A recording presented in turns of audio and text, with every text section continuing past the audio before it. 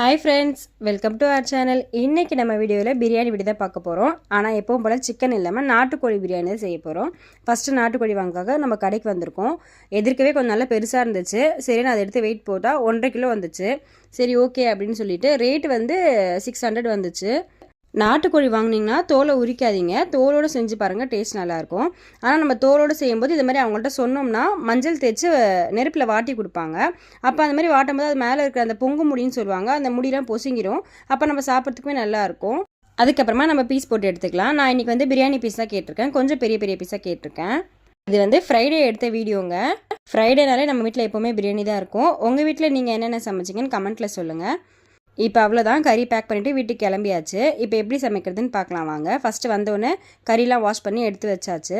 அதுவும் இல்லாமல் இப்போ நம்ம வந்து ஒரு 10 மினிட்ஸில் எவ்வளோ ஈஸியாக சிம்பிளாக செய்கிறதுன்னு தான் நம்ம வீடியோவில் பார்க்க போகிறோம். ஃபஸ்ட்டு நம்ம கறியை வந்து குக்கரில் போட்டு மஞ்சத்தூள், உப்பு, அதுக்கப்புறமா இஞ்சி பூண்டு பேஸ்ட் இதெல்லாம் சேர்த்து ஒரு 2 விசில் வச்சா போதும்.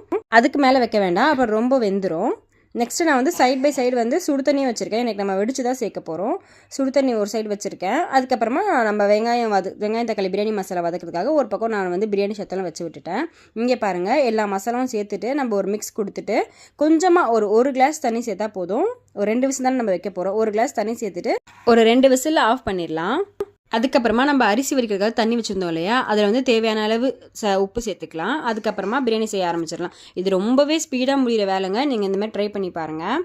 அதுக்கப்புறமா எண்ணெய் தேவையான அளவு கொஞ்சம் ஒரு 2 டேபிள் ஸ்பூன் அளவுக்கு கீ சேர்த்துருக்கேன். அதுக்கப்புறம் பட்டை, லவங்கம், ஏலக்காய், கல்பாசி இதெல்லாம் சேர்த்துருக்கேன்.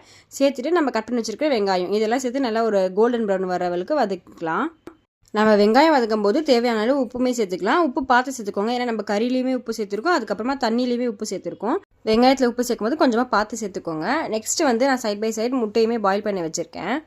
அதுக்கப்புறமா வெங்காயம் நல்லா இந்த மாதிரி கோல்டன் ப்ரௌன் ஆனதுக்கப்புறமா ஒரு 3 டேபிள் ஸ்பூன் அளவுக்கு இஞ்சி பூண்டு பேஸ்ட்டு சேர்த்துக்கலாம். சேர்த்துட்டு நல்லா வதக்கி விட்டுட்டு ஒரு 5 பச்சை மிளகா, அதுக்கப்புறமா ஒரு கைப்பிடி அளவுக்கு கொத்தமல்லி, புதினா இது எல்லாமே சேர்த்து நல்லா வதக்கி விட்டுக்கலாம்.